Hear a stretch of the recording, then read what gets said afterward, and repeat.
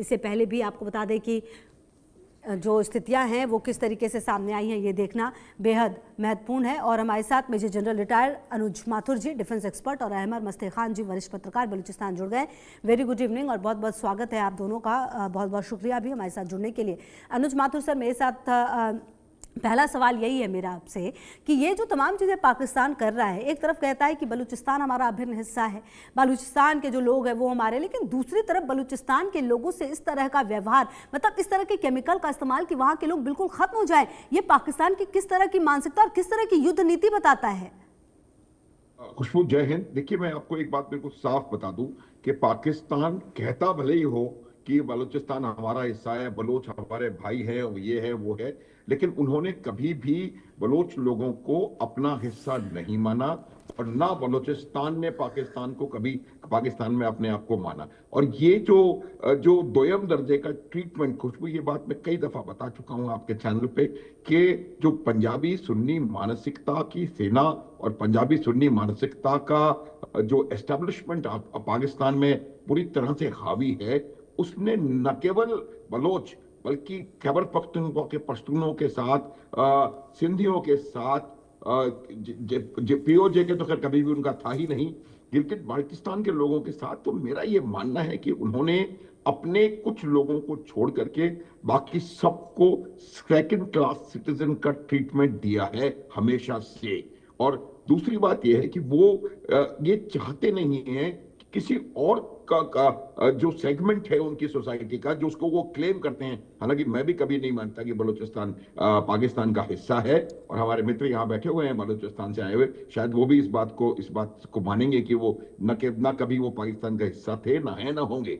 लेकिन जिस प्रकार से दमन चक्र पाकिस्तान ने चला रखा है, ये केमिकल वेपन एक उसके अल्टीमेट अंतहा, खुशबू, इसको मैं कहूंगा इट इज ए लिमिट, क्योंकि केमिकल वेपन कन्वेंशन जो है वो एक ऐसी बहुपक्षीय संधि है जिसके हिसाब से न केवल आपको इसकी बेसिक जो चीज है वो ये है कि आपको सारे स्टॉक पाइल्स को डिस्ट्रॉय करना होगा, उसको आप डेवलप और आगे नहीं करेंगे, ये आपको अंडरटेकिंग देनी होगी, उसके अंदर कोई रिसर्च एंड डेवलपमेंट नहीं होगा, और भी कई इस तरह की बातें हैं।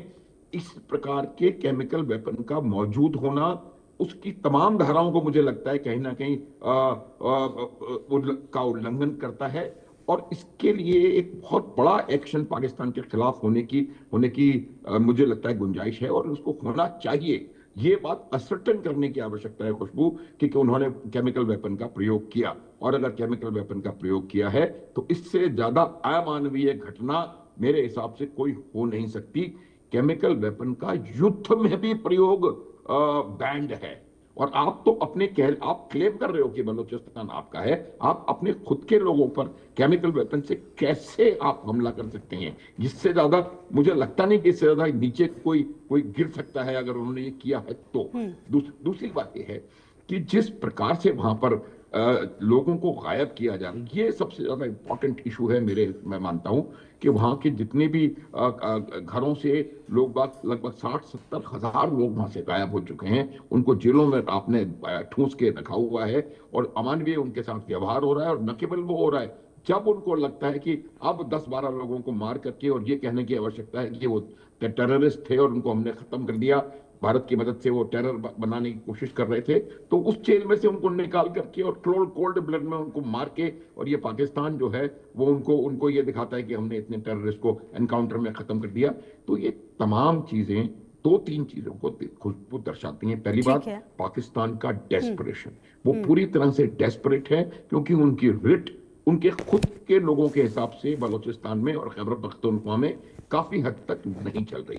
दूसरी बात, उनकी जो आर्म्ड फोर्सेस हैं उनका पूरा फेलियर, उनका जो प्रोफेशनलिज्म है वो कहीं ना कहीं मिसिंग है, और वो आर्म्ड फोर्सेस नॉर्मल तरीके से वहां पर लॉ एंड ऑर्डर की सिचुएशन को कंट्रोल करने में नाकाम हैं।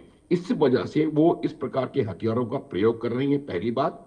और दूसरी बात, वो लोग अफगानिस्तान से आईसिस का खोरासान के लोगों को हायर कर रही हैं। आप देखो किस प्रकार का लो रेट बिहेवियर होता है ये, खुशबू, के आपको एक टेरर आउटफिट आपके देश में, जिसको कि आप अपना देश कह रहे हैं, वहां पर आकर के लॉ एंड ऑर्डर को बनाने के लिए आपको एक टेररिस्ट को हायर करना पड़ रहा है। मुझे लगता है इससे ज्यादा खराब बात किसी भी सेना या किसी भी आर्म फोर्स के लिए हो नहीं सकती। दूसरी जो बात होती है वो ये है कि इन लोगों को यहाँ पर न केवल केमिकल वेपन्स, बट वो एयरफोर्स का इस्तेमाल कर रहे हैं, एयरबोर्न गनशिप्स का इस्तेमाल कर रहे हैं। इन हथियारों का इस्तेमाल कन्वेंशनल वॉर में शत्रु के साथ साथ किया जाता है। इनको यूज करने के लिए सोचना तो वही है ना अनुज माथुर सर, जो बात आप बता रहे हैं उससे तो सर यही पता, उससे तो यही पता चल रहा है कि मतलब ये तो आप कह रहे हैं कि वो हमारे देश के हैं, लेकिन आप उन पर जिस तरह से इस्तेमाल कर रहे हैं तमाम चीजों का, ऐसा लग रहा है दुश्मनों पर आप ये चीजें इस्तेमाल कर रहे हैं। मतलब दुश्मन देशों पर ही चीजें ऐसी होती है ना। सर मैं आती हूँ आपके पास, आगे भी आपसे बात करेंगे। अहमद मस्ती खान जी भी हैं, जरा उनको भी मैं चर्चा में ले लूँ। अहमद मस्ती खान जी, ये जो पूरी सिचुएशन और जो बात अनुज माथुर सर कह रहे थे, मतलब ये स्थिति तो तब होगी ना जब हम अपने दुश्मन देशों पर हमला करेंगे। आप बॉर्डर पर और बाकी जगहों पर इस्तेमाल करें, आप तो अपने ही देश में अपने ही लोगों पर इस तरह से केमिकल का इस्तेमाल कर रहे हैं। दूसरी तरफ आप ये भी कहते हैं कि भाई ये तो हमारे लोग हैं, अपने लोग हैं, फिर ये कैसे चलेगा? मतलब कि एक ही तरीके से आप दो बातें नहीं कह सकते हैं, दुनिया देख रही है ये सब। जी नमस्कार, मैं जनरल माथुर साहब का मशहूर हूँ कि ये जो नज़र रखते हैं पाकिस्तान की फ़ौज की टेररिज्म दरंदगी पे, जो हमारे लोगों पे डाल रहे हैं। ये अभी ये केमिकल वेपन्स की बात आई है, ये कहीं कंफर्म्ड तरीके से कोई आगे बात नहीं मिली है, लेकिन ये तो कंफर्म्ड है कि वो ड्रोन अटैक्स करते हैं, वो F-16 का अटैक्स करते हैं, वो स्कॉच्ड अर्थ पॉलिसी, अगर आप जहरी बलूचिस्तान को जाके देखें तो वो जैसे गाज़ा है उसी तरीके का मंजर पेश कर रहा है, जैसे कि बिल्कुल गाज़ा है। तो ये फ़ौज जो है, हमारा ये ख्याल है और हम कहते हैं, और ये इसमें हम दुरुस्त कहते हैं कि अमेरिका की दलाल फ़ौज है। इसको देखें, ये वतन फरोश फ़ौज है। ये एक तरफ हमारे लोग सरफरोश हैं बलूच जो इनका मुकाबला कर रहे हैं, और दूसरी जानिब ये लोग हैं जो वतन फरोश रहे हैं। और ये आज के वतन फरोश नहीं हैं, ये उस वक्त से वतन फरोश है जब अंग्रेज़ पूरे बरे सगीर पे काबिज थे। उस वक्त से इनको जो है वतन फरोशी इन्होंने सीखी थी, वो आज ये उसी को कंटिन्यू कर रहे हैं जनरल आसिम मुनीर की शक्ल में। हमारे लोगों के साथ इंतहाई घिनौने क्राइम्स अगेंस्ट ह्यूमैनिटी हो रहा है बलूचों के साथ। हज़ारों लोगों को गायब किया हुआ है, हज़ारों लाखों माओं के बहनों के आंखें नम हैं। हमें हमारे लोगों को देखें, जिनका कि एक बंदा घर से गायब हो जाता है, उनके पूरा का पूरा फैमिली मफलूज हो जाता है। और ये हिटलर की पॉलिसी थी जिसको कि उसने नाम दिया हुआ था नाइट एंड फॉग, यानी रात और धुंध, यानी ऐसा खौफ फैले लोगों में कि वो डेस्परेशन में हो जाएं, उनको कुछ पता ना पड़े वो क्या करें। ये पॉलिसी पाकिस्तान की जबरी गुमशुदगी की है। बलूचिस्तान में तो हज़ारों है, सिंध में जो है भी इसी तरह से तकरीबन हर तीसरे दिन एक सिंधी पैट्रियट जो है वो अगवा हो जाता है। खैबर पख्तूनख्वा में भी हज़ारों लोग इन्होंने मारे हैं या गुम कर दिए हैं। देखें, खैबर पख्तूनख्वा जो है उसके 4 करोड़ से ज़्यादा आबादी है, उसके चीफ मिनिस्टर को जो है ऐसे ट्रीट कर रहे हैं जैसे वो कुछ ना हो, जैसे कि वो, और उसको अवाम की अक्सरियत की पश्तूनों की हिमायत हासिल है। अब देखिए अहमद मस्ती खान जी, जो बात पाकिस्तान कर रहे हैं ना वो दुनिया के सामने तो है, लेकिन अनुज माथुर सर मेरा सवाल ये है कि आखिर क्या वजह है कि पाकिस्तान को इतनी हिम्मत आ कहाँ से रही है बलूचिस्तान के में ये सब करने की? क्या वजह ये है कि अमेरिका के साथ जो उसने डीलिंग की हुई है बलूचिस्तान में जितने भी खनिज बचे खुचे हैं उनको दे देने की, या फिर चीन की जिस तरह से वहाँ पर संलिप्तता बढ़ी है, क्या ये वजह है कि पाकिस्तान इतनी हिम्मत कर पा रहा है इस तरीके के बिहेवियर के लिए जो कि वो बलूचिस्तान में कर रहा है? कुछ वो देखिए, आपको एक बात समझने की आवश्यकता है, ये पाकिस्तान के अपने बूते पर इस तरीके की हरकत करने की ताकत उनकी है नहीं। मैं ये बता रहा हूं कि जो उनको लग रहा ऐसा है ये मेरी बात को ध्यान से सुनने की आवश्यकता है। पाकिस्तान को ऐसा लगता है कि अमेरिका उनके साथ है, अमेरिका उनका उनका हाथ पकड़ करके उनका काम करेगा और उनको, लेकिन अमेरिका पाकिस्तान का इस्तेमाल कर रहा है। ये बात हमको समझने की आवश्यकता है। और ये जो कार्रवाई पाकिस्तान की सेना वहां पर बलूचिस्तान में कर पा रही है, वो इसीलिए कर रही है कि उनको कहीं ना कहीं इस बात का यकीन है कि उनको अंतरराष्ट्रीय मंचों पर चीन और अमेरिका का समर्थन मिलेगा।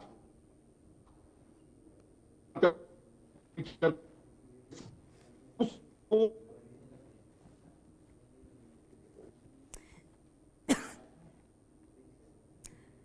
ये क्या हो गया? सर आपकी आवाज़ थोड़ी सी सर ब्रेक हो रही है, मैं दोबारा आपके पास आती हूँ सर। तब तक अहमद मस्ती खान जी, देखिए जो बात अनुज माथुर सर कह रहे थे, ये पाकिस्तान के ना इतना दम नहीं है कि वो अकेले के बल पर इस तरह की हरकत बलूचिस्तान में कर पाए। लेकिन अब अहमद मस्ती खान जी, ये तो बलूचिस्तान के साथ हो रहा है, आने वाले समय में बलूचिस्तान की तरफ से किस तरह के कदम उठाए जा सकते हैं, क्या वो चीज़ें होंगी जो बलूचिस्तान करेगा? क्योंकि अब सर देखिए, बैनर पोस्टर लेकर तो सिर्फ काम चलेगा नहीं, क्योंकि कहीं ना कहीं पाकिस्तान तो अब उस हरकत पर उतर आया है जो अपने दुश्मन देशों के साथ करेगा। शायद उसको किसी की परवाह नहीं है, ना छोटे बच्चों की, ना महिलाओं की, और फिर पुरुषों की तो बात ही छोड़ दीजिए। जी हाँ, देखें, हमारे बलूचिस्तान के एक आज़ादी पसंद रहनुमा हैं जो जिलावतनी की ज़िंदगी अब काफ़ी सालों से उनको मजबूर हैं गुजारने पे। उनका नाम मीर जावेद मैंगल हैं। उनके भाई भी बलूचिस्तान के मुख्यमंत्री रह चुके हैं, उनका वालिद भी बलूचिस्तान के मुख्यमंत्री रह चुके हैं, और उनसे जो उनका बड़ा भाई था वो दरअसल बलूचिस्तान में सबसे पहला इन्फोर्स डिसअपीयरेंस था। उनका नाम असदुल्ला मैंगल था। फरवरी 1976 को आईएसआई ने उनको जबरी तौर पर गुमशुदा किया। उनकी लाश भी नहीं मिली आज तक। जावेद मैंगल ने कहा कि भाई ये पाकिस्तान के अंदर आइन वगैरह को बचाने की कोई हमाकत करने की ज़रूरत नहीं है। उनका कहना यह है कि पाकिस्तानी जनरलों ने इज्तिमाई इस्मतदरी का आइन को इज्तिमाई इस्मतदरी का निशाना बनाया, इसके आबरू को खाक में मिला दिया। अब आइन कुछ बचा नहीं है। उनका कहना है कि बलूच और पश्तून कौमों को आपस में मिलकर इस पाकिस्तान से छुटकारा के लिए काम करना चाहिए। हमारे हजारों लोग जो गायब हैं उनके लिए हमें काम करना चाहिए। देखें, एक यहाँ पे बहुत अलमिया ये है कि पाकिस्तान के फौज ने जो है जैसे कि जमहूरियत को नुकसान पहुंचाया है, जैसे कि वहाँ का जो हकीकी वजीर आजम है उसको जेल में डाल दिया है, दूसरी तरफ हमारे जो कौमें हैं बलूच और पश्तून उसके ऊपर बर्बरियत डाल रहे हैं। हमें एक तरीके से जो पंजाब के अवाम जो हैं वो हमसे उन्होंने काट दिए हैं। हालांकि मेरा तो पंजाब के अवाम से अपील है कि अगर ये इन्होंने जाके भारत के खिलाफ अपनी बदमाशी दिखाई आसिम मुनीर ने, और अगर मोदी जी के तरफ से जवाब मिला, क्योंकि मोदी जी ने उनको कहा है कि रोटी खाओ वरना गोली तो है ही, तो अगर इन्होंने जाके दोबारा अपना ऑपरेशन, जिसका नाम मैंने रखा है ऑपरेशन बनियान में मेरासी, अगर ये दोबारा अपना ऑपरेशन बनियान में मेरासी भारत के खिलाफ करते हैं, तब तो मैं पंजाब के अवाम से अपील करता हूं, देखें ये फौज जो है आपकी भी दुश्मन है। इसको मारने में कोई भी हुकूमत आए और कोई भी कुव्वत आए, आप उनका भरपूर साथ दें, क्योंकि इसी में पाकिस्तान की भलाई है।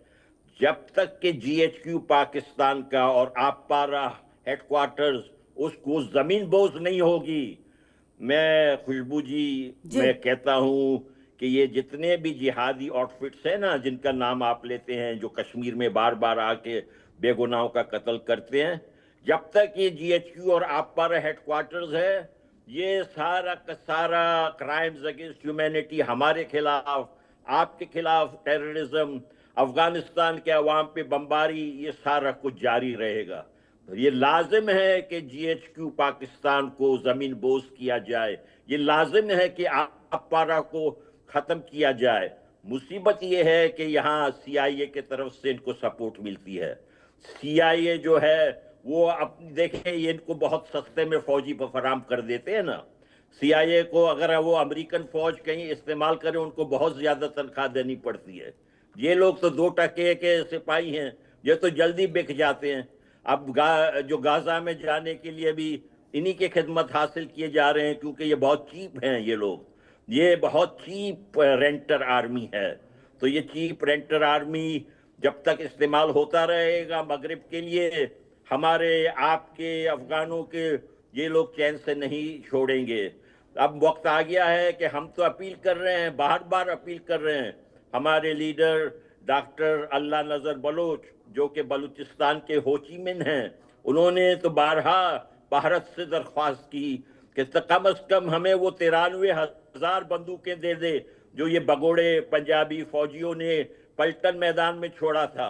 कम से कम वही हमें दे दें, ताकि हम इनको वो सबक सिखाएं जो ये कभी ना भूलें, जो इन्होंने कहा था कि हम 10 नस्लों तक इनका मुकाबला नहीं कर सकते हैं। ये कौन सा जनरल दुनिया का इस किस्म से अपने अवाम को चैलेंज करता है? आप मुझे बताएं, कोई एक मिसाल बता दे, ये कैसा बेवकूफ बेगैरत जनरल है जो अपने अवाम को जो है चैलेंज कर रहा है। और अमेरिका ठीक है सर, और मैं आपके पास आती हूँ इसी चर्चा को और आगे बढ़ाते हैं। लगातार अनुज माथुर सर भी अब मेरे साथ जुड़ गए। अनुज माथुर सर, जो बातें अहमद मस्ती खान जी कह रहे हैं, कहीं ना कहीं ये जो सब कुछ हो रहा है सर, इस पर भारत का किस तरीके से देख रहा है इन तमाम चीज़ों को, और क्या पाकिस्तान को बेनकाब करना और दुनिया के सामने लाना इतना बड़ा मुश्किल काम है?